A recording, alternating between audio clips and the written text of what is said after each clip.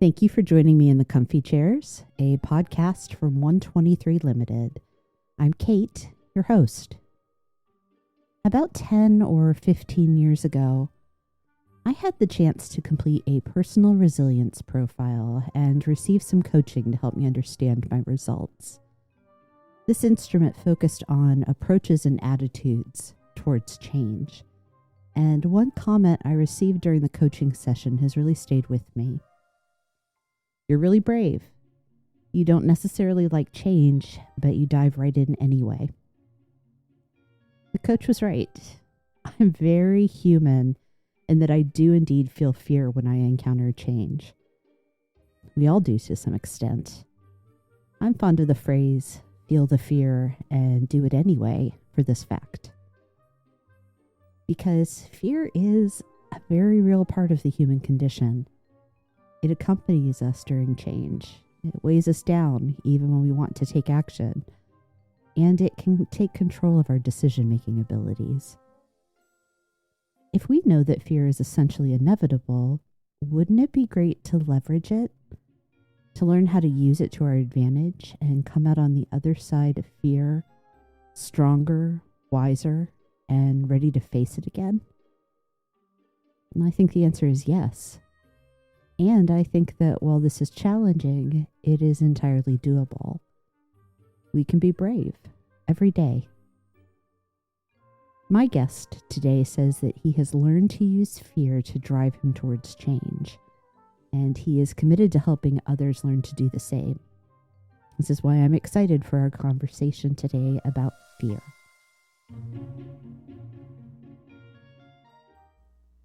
Welcome to the Comfy Chairs. Utkarsh, thank you so much for joining me. I'm really glad to have you here. I'm looking forward to our conversation. I always like to take a few minutes at the start of each episode, though, to let my guest introduce themselves. So please.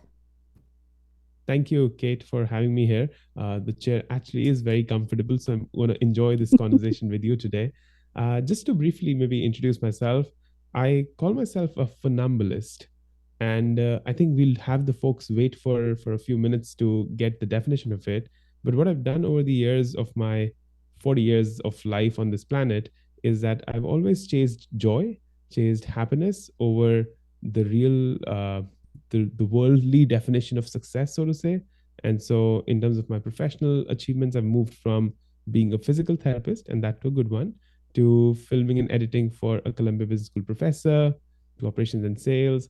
And then middle of the pandemic, I decided that it was time to ignite some neurons. And so I started a company called Ignited Neurons, where I coach and I'm a consultant. And my favorite and the best role that I play every single day is that I'm a father of two and husband to one. Excellent. Good. Yeah, you have such an interesting background. People that do physical therapy, the learning and the ability to teach people how to do things is such a great model as well. So it's no surprise to hear that you've ended up in coaching and learning as well.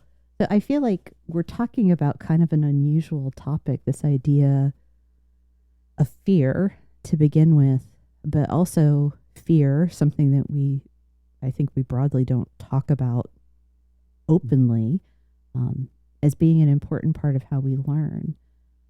There are lots of flavors of fear is how I think about it, from the day-to-day to the big existential ones.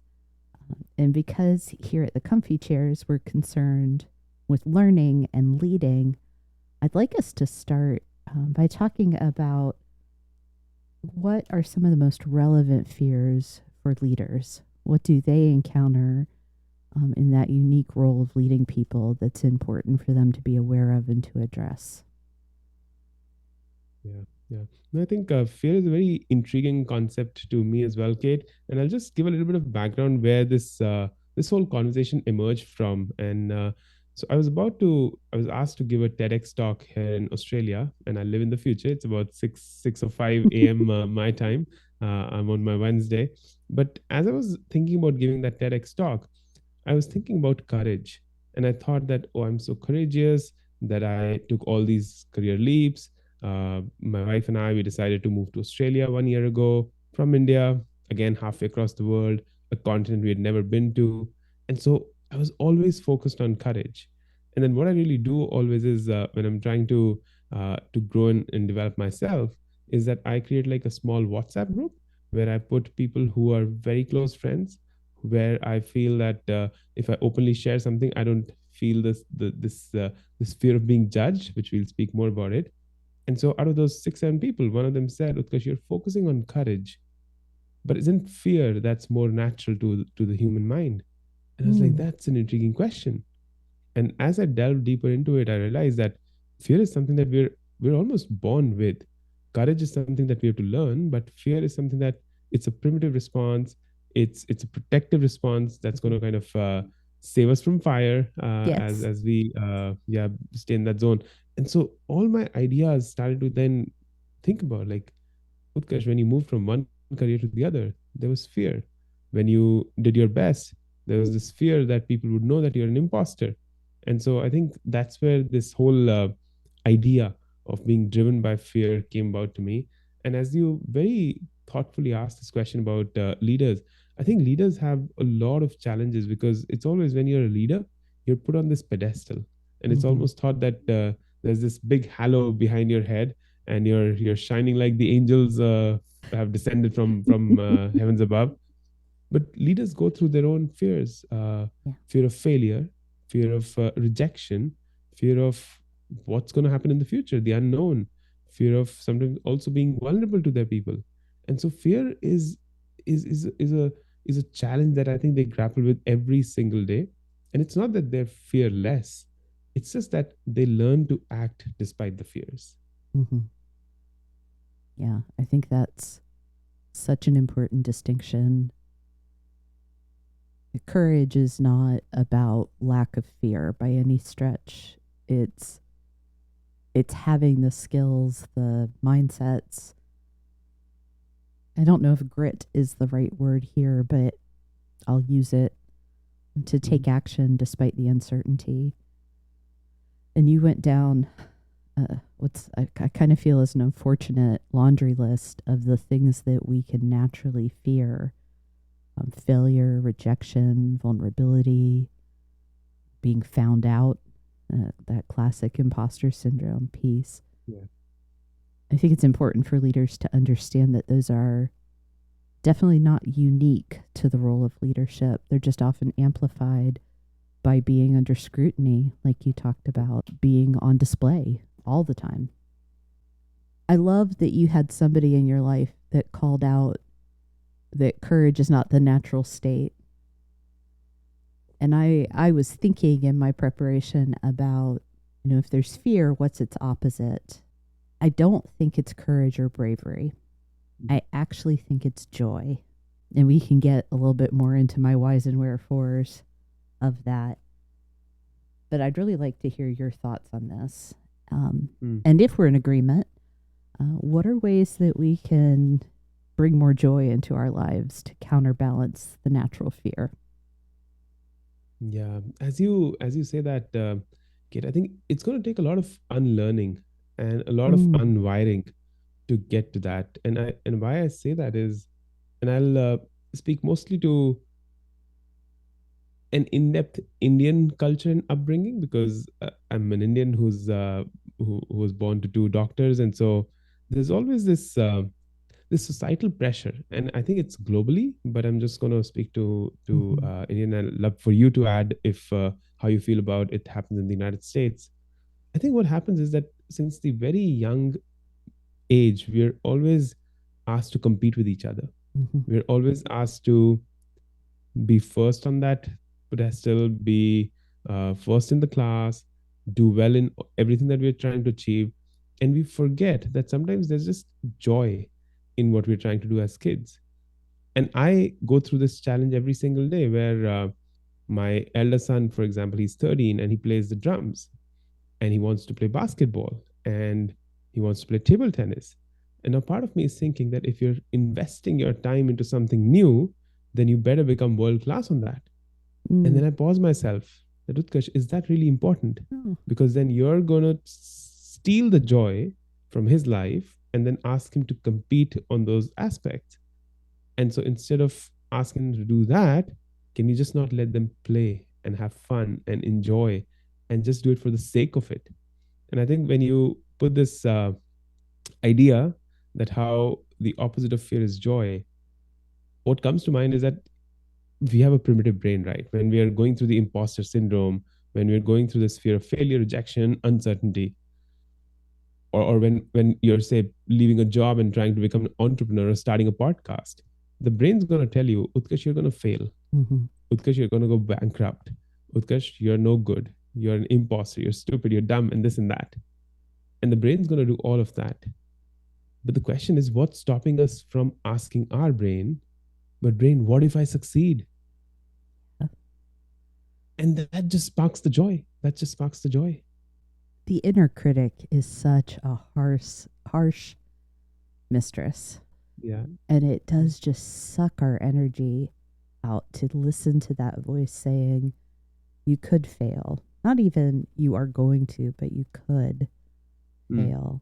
I love hearing about your sons and the different perspective, coming in another culture. I think, at the end of the day, people are people, but where we grow up and how we're raised impacts our perspective.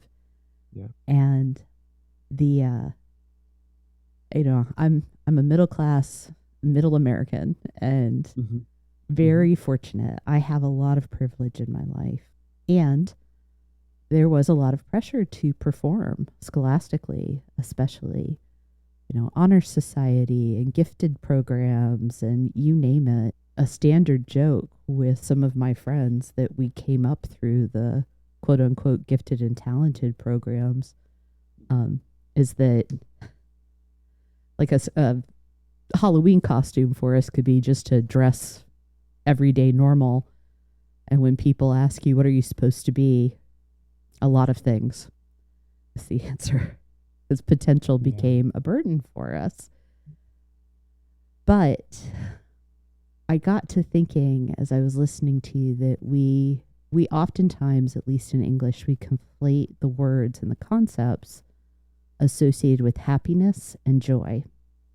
And I think it's really important to make a distinction between those. And it's part of my rationale for why I think joy serves to balance, if not negate, fear. So happiness, happy, and happenstance have the same root words. So it tells us it's with happenings, with instances. Our happiness is entirely circumstantial. It's based on what's going on around us. Did you get enough sleep? Are you hungry? All of that type of things, as well as stuff entirely beyond our control. Where in English, joy and the idea of a buoy, a buoy or buoy, however you pronounce it, because there are regional distinctions there, something that sits in the water and constantly floats and is able to stay above the waves and upright. So joy is this thing that allows us to float regardless of our circumstances. That's something I learned in a church setting, and when I look around at my life and the times where my sense of myself and my reactions to the events around me, when I am concerned with happiness over joy, I do experience more fear. It's been about a year and a half ago since I lost a job that I'd held for a number of years. And that time was absolutely saturated in fear of not knowing what was going to happen. In addition to, the natural shame and embarrassment that comes in that circumstance. Yeah. As an entrepreneur, there are a lot of opportunities to be afraid. But when I think about, in my case, when I think about what is my purpose, why am I doing this? What do I believe I can contribute? That is something that gives me joy. It gives me lightness despite the waves. Yeah. And I think that's what I would want for listeners, leaders, and for their teams as a result is that we're seeking out ways to connect to purpose, to have the experiences of joy at Yeah. work, because Yeah. life is full of fear. Yeah. How can we balance it? Yeah. That's fascinating, and I think we're trying to explore the unexplored almost as I'm listening to you. I don't know how this will sit with you, but how I feel about joy, and I again tell this to myself, to my family, and to my coaches, is that when for breakfast I'm having a banana, just the sweetness of that fruit and just the ability and the capability of buying it and having it in that moment should bring me innate joy, should bring me so much joy that I'm full of that flavor. And that to me can happen in every moment. And a few years ago, Kate, I started this project called Project Happiness, where Mm. my purpose was to improve my photography skills. And so I would go onto the streets, but I love talking to people. So I go onto the streets and ask people, what makes you happy? What is happiness according to you? And I'd have these long conversations with them. And the first conversation I had with was with myself. Mm. And my statement in that moment was that this ability to feel is joy. Whether you're Mm-hmm. feeling pain, whether you're feeling fulfilled, whether you're feeling heat or cold, you're able to feel so many different emotions and things that should bring you joy. And I think it all comes back to like happiness to me is like it's a state of mind done over time, but joy is in every moment. And so earlier, one Mm-hmm. example again, when I would have as a leader, when I was leading a team of about 15, 20 people, I would think that having a conversation where there's a lot of conflict should I should be fearful of that conversation. But then I started to see that as an opportunity to grow. And there started to be joy in that conversation. That how can I best serve myself? I put myself at the center. How can I best serve the other person and the purpose of the organization to make sure that I be my best in that moment? Mm-hmm. And I think just that challenge brings a lot of joy. Yeah. So for those who are in relationships, you would have many conflict-ridden conversations, maybe with your spouses or your partners. Earlier, I used to see them as oh, we're gonna have this conversation again. Really? Do we really need it? Yes. Yes, we are. Yes, we Yeah. do. Yeah. And so now I find joy in that. Mm-hmm. Like, how can I be my best to my partner? Because it's both of us in it together Mm-hmm. against the challenge. So I Yes. think these are shifts that come over time, and once they do, it's almost like there's no looking back. Yeah. I wanna clarify one thing. I feel like I have to justify something I said. I want to be very clear. I think happiness is awesome. The feeling of being happy is one of the best things that we can Mhm. experience. And I know from my own experience, it goes away. That's Okay. why I think about joy over happiness as being the goal. Yeah. Um, and I love, so I have to admit, you almost lost me at banana because I Mhm. hate bananas. Like I am the person Wow. that can't stand them. It's like, oh, oh, wait, listen to what he's saying. Ignore that. The connecting yourself to the simple gifts around Mhm. you and in your life and seeing even things like conflict, whether it's at work or in your relationships, in your marriage, that you have the privilege of getting to participate in that. Again, it's a shift. It can be seismic for some people, but understanding that every day that I get to show up and do this thing that I've chosen, even if the particular circumstance may not be my choice, that's a Mhm. source of joy. And it quiets the fear, doesn't it? I think Absolutely. conflict is a really good place for us to spend some time because that's something most people hate. You say the word confrontation and you can just Yeah. see that seizing up. Yeah. So yeah, I would, yeah, that's something I'd like us to spend some time on. How, just like you said, it's an opportunity to take that fear and learn from it. What are some of the practices that you coach and advocate? Yeah. I think what happens when there's conflict is that the brain starts to take that on as a stimuli that you're kind of afraid of, Mm-hmm. or your natural sense of being is being almost like wanting to shift that. And it's like in primitive times when there'll be like a thunderstorm, or when we were sleeping in caves, there would be fear of having a lion come and eat us.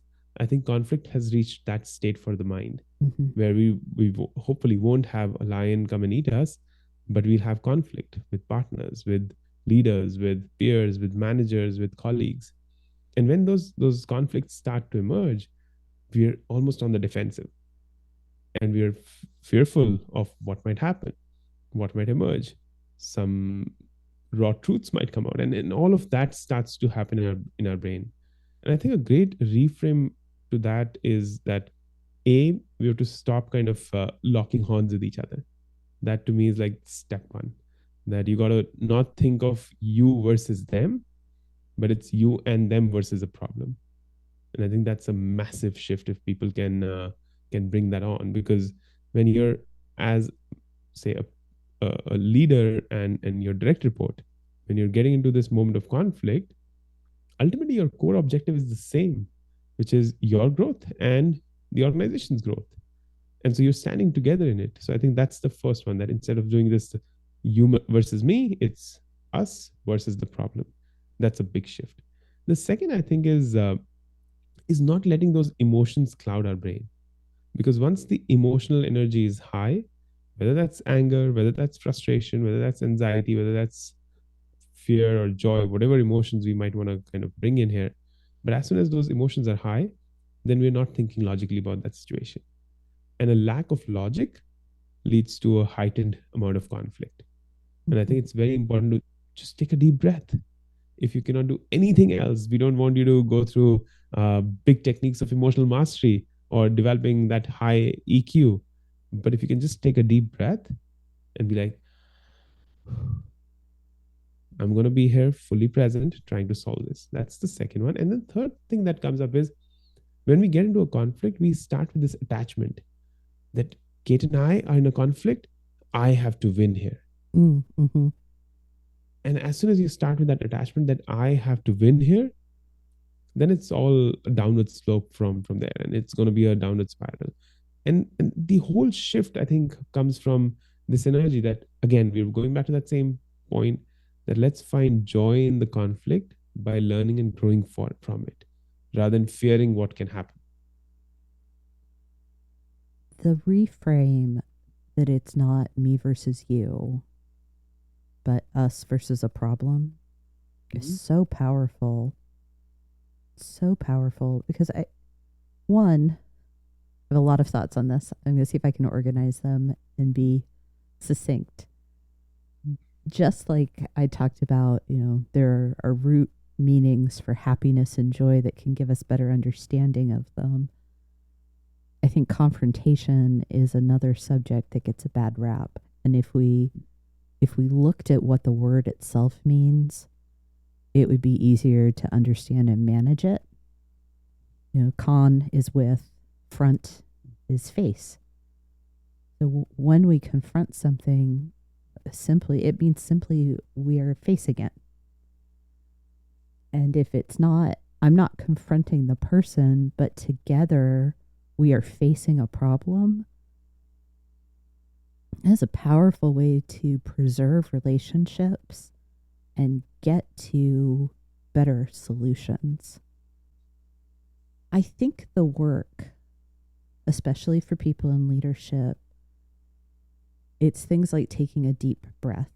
It is training yourself to have triggers, if you will, um, road signs that tell you here is an opportunity for me to behave this way, to shift my mindset that way.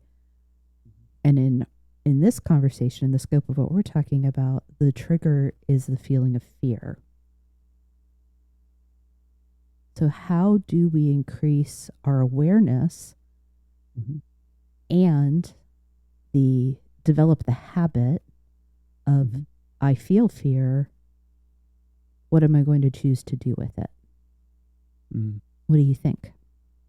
Mm. I think the choice is mine, right?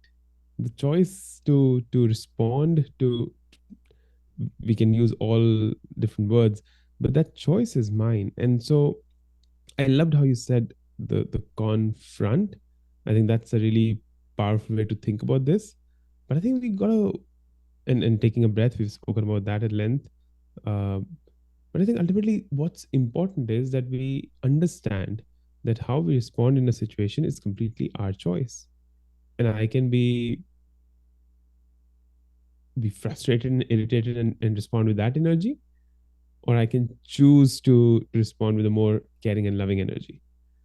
And I think what really it boils down to is like, I think the ego also comes into the picture, Kate. Mm-hmm. That we feel like we gotta be right. I have a point to prove. But do you really? There are 8 billion people on the planet. I often say that we're 8 billion perceptions all trying to prove that my perception is better than yours. But is it really? And does my perception really matter? And I think we get too attached to who we are, what we say, and what Mm-hmm. we do. Mm-hmm. And once you start to distance yourself from that who you are, to more fuller and more fulfilled who you are, then I think yeah, conflict resolution, just being able to use fear as a fuel, all that. And I know uh, we're all over the place almost, but we're also trying to bring us back to that path that we're on, so that listeners derive maximum value. And one thing I often say is that the ROI of our words should also be really high. That they should communicate the message strongly and quickly. Yeah, but Mm. that's where I'll pause. You're giving me too much to think about. I'm having all these awkward pauses while I process. I love it. Mm, Um, this is why I edit. mm, Talking about ego in this space and identity, mm, that is such a source, I think, in the modern world mhm, of fear. mhm, You know, we discussed imposter syndrome a little bit, and mhm, that's people are going to see through what I think I'm trying to be or do. I want to be very cautious here. Um, Here in the States, you know, our modern political landscape and frankly just the state of civilized discourse is pretty broken these days. And I think part of it is because so many people, for whatever reason, I won't even say they, we have linked our our beliefs, political, social, what have you, we've linked them to our own identities. So when they are challenged, it's a deep seated fear that we experience. And it's made it nearly impossible for us to have, again, discourse, to be civil yeah, with each other and disagree. And I think if we could somehow identify that for ourselves, societally, that you are not your ideas. mhm, And when an idea is challenged, it does not undermine your intrinsic worth. So we don't have to argue, we don't have to fight about this because this is not an attack on you. And it's interesting to me as, again, here in the States, we're nearing an election to think about how much of the way we act right now is driven by our fears. yeah.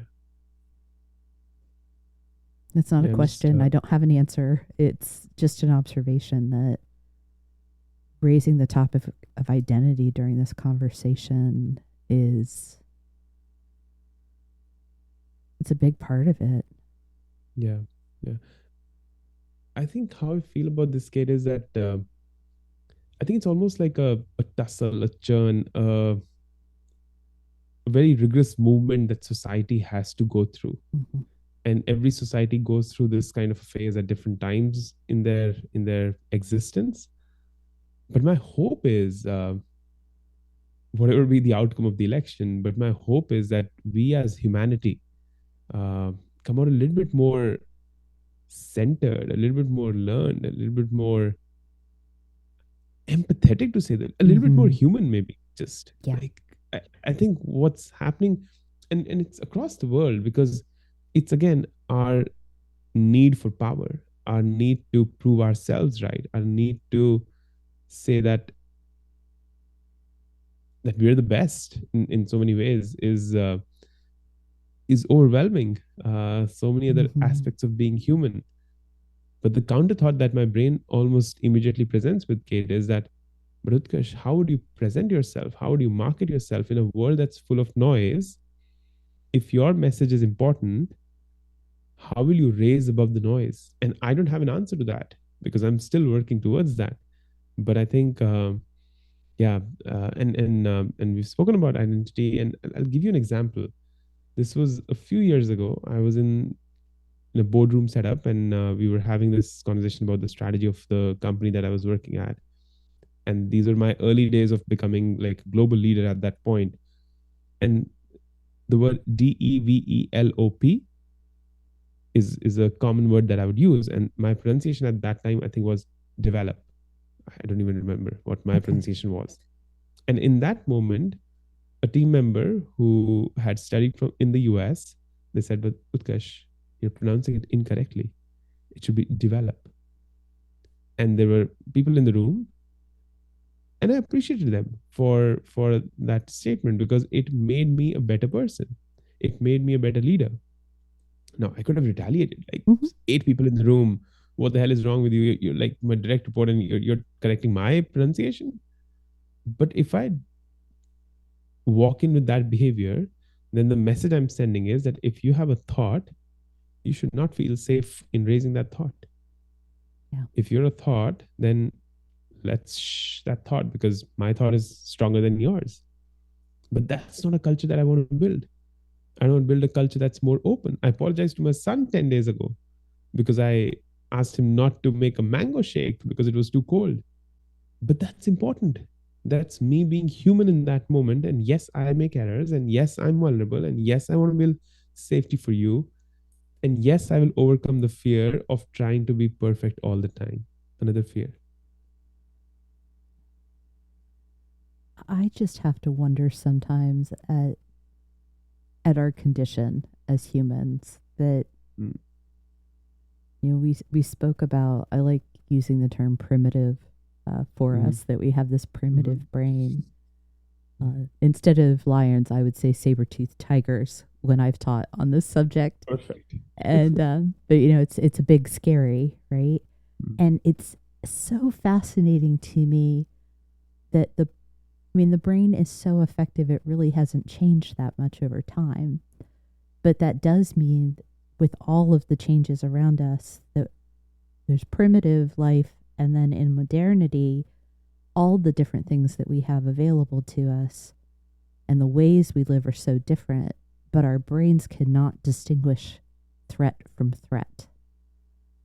And the vast majority of us will never encounter a wild animal literally in the wild, Mm-hmm. and yet we still have that amygdala adrenaline response when we encounter something that we perceive as threat. Yeah. And it's ironic to me that here in the modern world, that does not serve us well. And in fact, the less tightly we hold on to the things that we think protect us, like identity and ego, the less likely we are to be afraid. That if, as a leader, I can loosen my hold on being right, loosen my fear of being wrong, how much easier is it? I have for years taught about feedback, giving and receiving it. Mhm. And I'm not great at it myself, but I've put a lot of effort into being open to feedback when I receive it. I've Mhm. failed more times than I haven't. I will be very honest about that. But I do remember once a high level executive asked me some really challenging questions about something I had proposed. And I said, "Those are great points. I appreciate it." And later he's like, "I've never had anybody respond to feedback that way." I'm like, "Well, I'm here to do this work well." It wasn't about my ego. And that was an exemplary example. Plenty of times I didn't do that. But yeah, when we can go in curious, open, and releasing what we think protects us, so much more peace and joy. All the time. Yeah. All the time. And it's very simple. And I'll tell you how. All that the stimuli brings, the saber tooth or the lion or the feedback, whatever it is, these are all just electrical impulses in our brain. Mm-hmm. Nothing more than that. And I'm not going to take anything more than that. The weightage that I'm going to give every stimuli that comes to me is that of an electrical impulse, Mm-hmm. something that ignites my neurons. And that's it. I don't have to make it so important that, oh, this statement by this person in this situation, now my reputation is destroyed. Or this statement from this person in this moment, and now I'm on top of the world.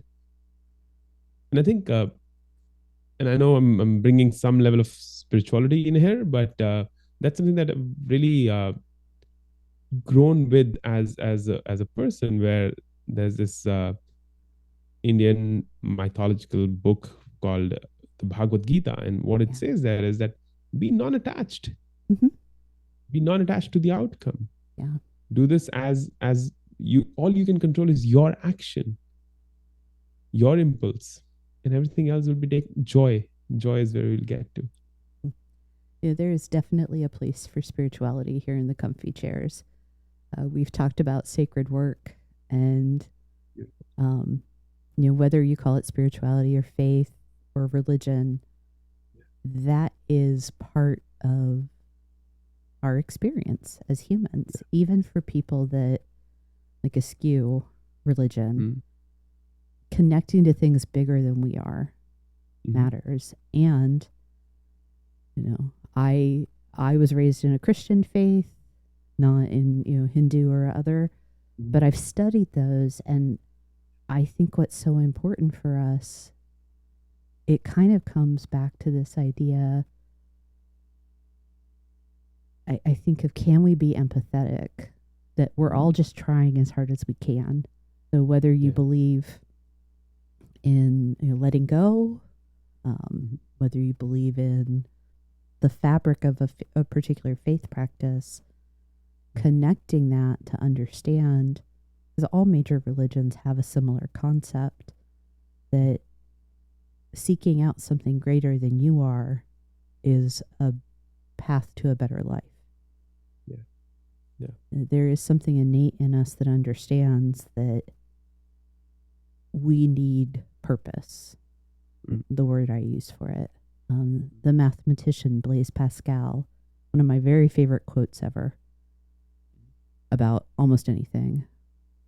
In the heart of every man is a God shaped vacuum. And in this case, it's man, as in mankind, not just males. That we all have a hole in us that we want to fill with something sacred. And unfortunately, if we're not filling it with the better things, fear can creep in. When we first met, part of that conversation that I really enjoyed was talking about personal values. Mm. And I feel like we're very much in that space when you talk about things that are of faith or sacred to you. It's what matters to me. What do I value? What part do you think values play in managing and leveraging fear? Mm. Yeah. I think this is a great segue into this conversation about values, and they're very close to my heart. I at the start of this conversation used a word called funambulist for Yes. myself. What that really means, Kate, is, and to all our listeners, is that I'm just a tightrope walker, and we all are, because this life that we're walking on, it's a tightrope, and it's very unique to all of us. We're up there, maybe 60, 100 feet above the ground. There's fear in every step, and it's almost like it's a challenge in every moment. And I think what the values do to me is they provide that anchor, Mm-hmm. that when the wire starts to wobble, the values provide that steady state. They provide a guiding path. They provide that light. They provide maybe that balancing beam, whatever we might want to call it. And over the years, I've done a lot of work on myself to build up the values. But over the last 5 or 6 years now, they've been very consistent and constant. And the Mm-hmm. values that I have are discipline, excellence, freedom, growth, and love. Love And those. when you're able to live a life that's based on values, and your values are very unique, so find yours. You don't have to use mine. To all our listeners, when you have these values, they'll allow you to find that joy. They'll allow you to find learning. They'll allow you to use that fear as fuel rather than let that fear limit you. And it's a special place. It's a Yeah. special place. I think it is so important for us to ask ourselves, what do we value? Even just the question can be enough to trigger being able to identify them. There are definitely lots of practices out there to do it. You and I could probably both lecture for the next 30 to 50 minutes about how to Yeah, identify your own values, but yeah, asking yourself what matters to me, what what thumbprint do I want to leave on the world around me? Those are so important to anchor us. Yours, you have this beautiful long list. Mine are much simpler because I need it to be easy so I can remember. Uh, mhm, Creativity, humor, and grace. That beautiful. there is, and I think some of it connects back to what we've been talking about. There are so many opportunities for us to find new ways to think, to be kind to each other, and to find enjoyment in the world around us. Mhm, And when I remember that I value creativity, humor, and grace, mhm. it it significantly impacts the way I behave, my choices, my treatment of other people, decisions about my business, yeah, all the things. Everything, Hmm. everything. And And it's like, go ahead. yeah, what I was just thinking about, Kate, as you and I are speaking about this, it's like there's no manual to life, No. and we're bloody lost some days, I feel. Again, it Yes. comes back to the noise. You Hmm. see, I work with coaches, and they come to me saying that, Utkarsh, we're very distracted. And I'm like, what happened? And what's going on? And they're like, there's this app called Instagram that we spend 45 minutes on. And I'm like, who's stopping you from moving that app away from your phone? Hmm. It's a choice, but it's a hard choice. And so we're very lost Hmm. in all that's happening. To me, these values act as compass.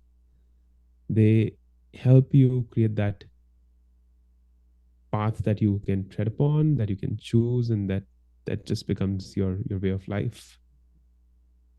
You know, it's interesting.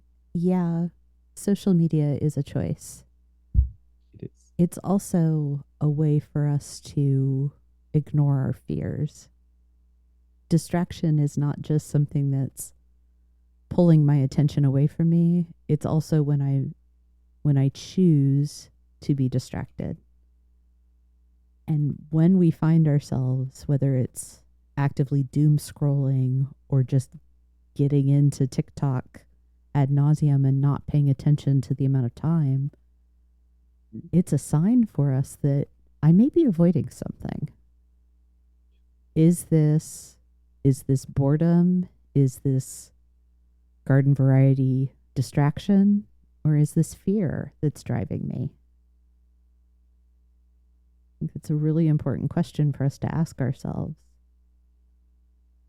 Yeah, that is so powerful. Yeah. That is so powerful.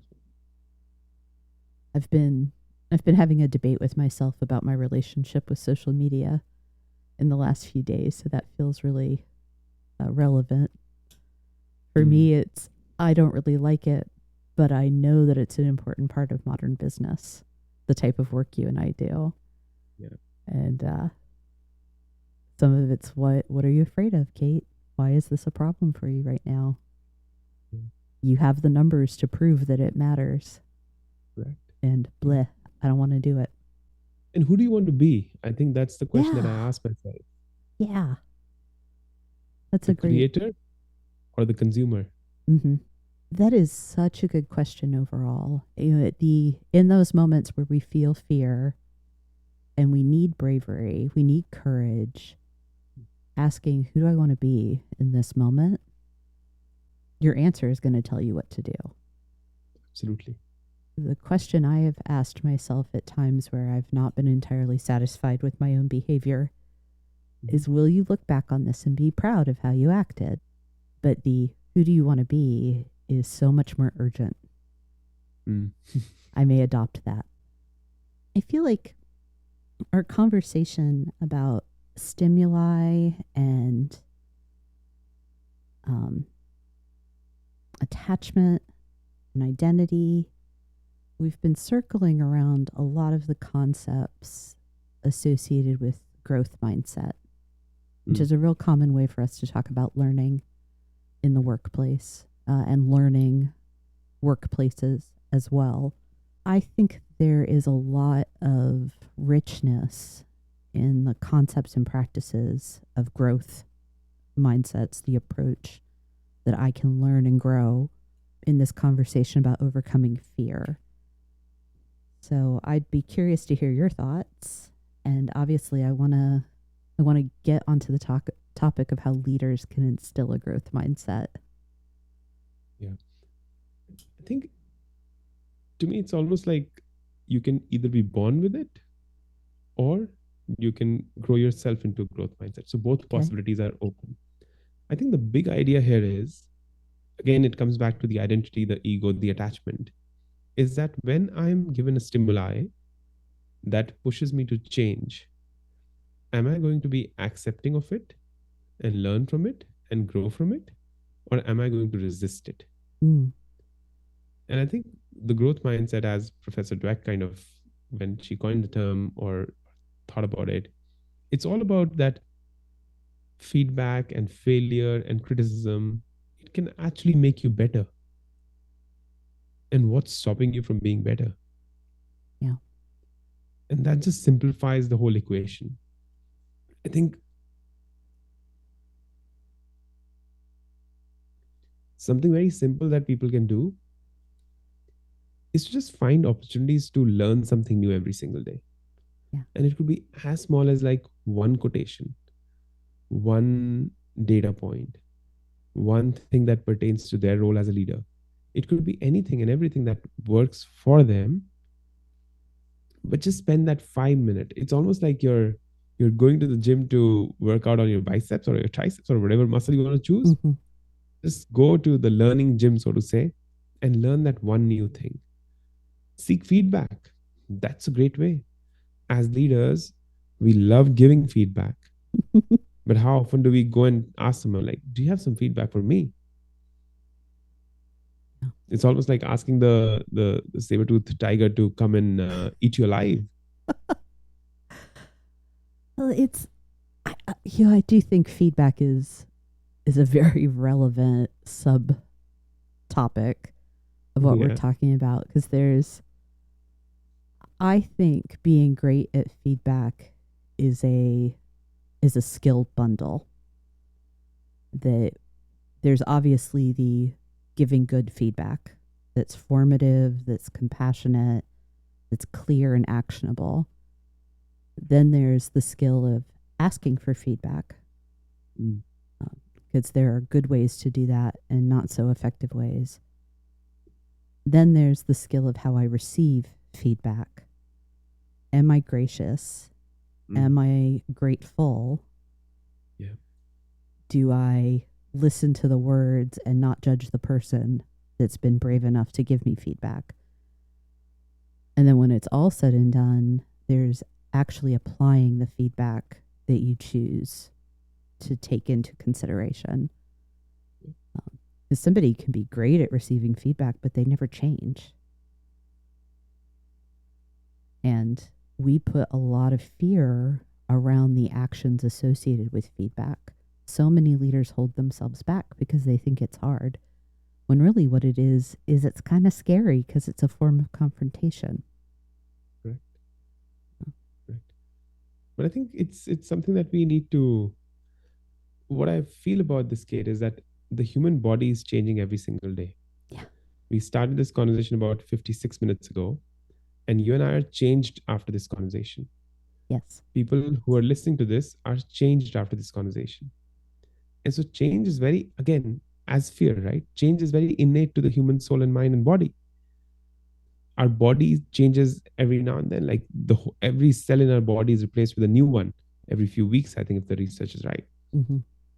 Now that if change is so innate to us, why are we fearing the change? I have a theory about this, actually, Mm-hmm. and have had for a number of years. Mm-hmm. I think we fear change because, for all the reasons that you've just talked about, in our heart of hearts, in our deep lizard brains, change reminds us that we're going to die.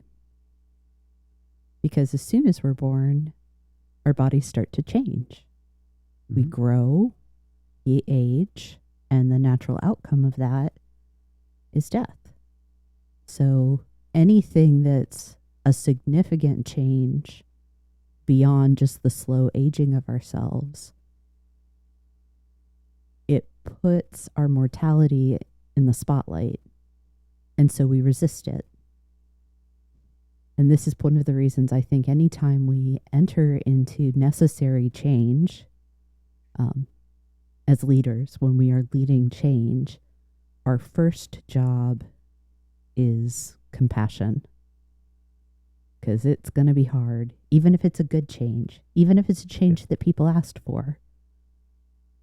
We're still going to be afraid because the vast majority of us fear death. And that's what our bodies, it's written into us to see change as a death process. That's my theory. It's fascinating where you're taking this conversation. You know how I feel about this, Kate. You and I are having this conversation. We're separated by, I don't know, 10,000 miles, maybe even more. Mm-hmm. Multiple oceans in the middle of, and we cannot reach each Yeah. other in person right now. Like even the travel time is like 20 hours. And so this could be like the last conversation you and I have. Mm-hmm. Because after this, I could die and you could die. Mm-hmm. And a child who's born, sometimes by age 5, they have something that does not let them go beyond that age. And so the day we are born, it's written that there'll be a day we'll die. And so our mortality is, 100% sure. And so why do we fear death then? Mm-hmm. And to me, it's like, it's going to come to you someday. And so why don't we spend every single day becoming a little better, finding joy, using our fears to fuel us to go to the next level and living by our values? Yeah. I couldn't agree And, that, more. I think, and that's it. yeah, instead of focusing on the fear that's just going to come because we're wired to keep ourselves safe, so we Yeah. fear the things around us. And there's a lot to be afraid of in our world. There's a lot of scary stuff out there. It's not even the saber-toothed tigers, right? There are a lot of people to be afraid of. There are events and pandemics and catastrophes. And that's what we could spend all of our time doing, is living in that fear.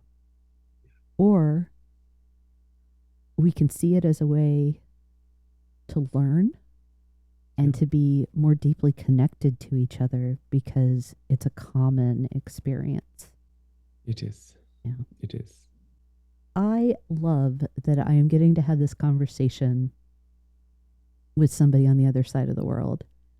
It is a wonder. It is. That we live in an age of wonders, don't we? Yeah. And as we record this, I'm on September 4th. It's about 7 a.m. Kate. Yeah. And the future looks amazing. Oh, the future good. looks amazing. I can't wait. I am not afraid of it. Absolutely not. Absolutely not. As we start to kind of cycle down, I would love to hear some of your final thoughts. Is there anything that you really want to highlight, spotlight for listeners? Any insights that you've gained through the course of the conversation? I think to each its own. That's the first statement that comes to mind. And then the second thing is this life that we've been given, this ability to experience life, the joys, the pains, the emotions, the saber-tooth tigers, the everything that we're experiencing. I think it's very precious, this human life.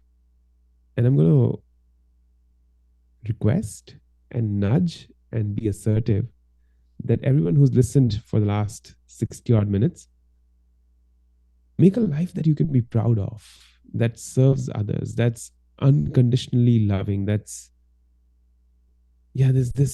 so much joy in every cell of your body, even though you don't like a banana, but eating that banana can still bring you joy. And so one thing I say is ignite that spark. You have a beautiful spark within you.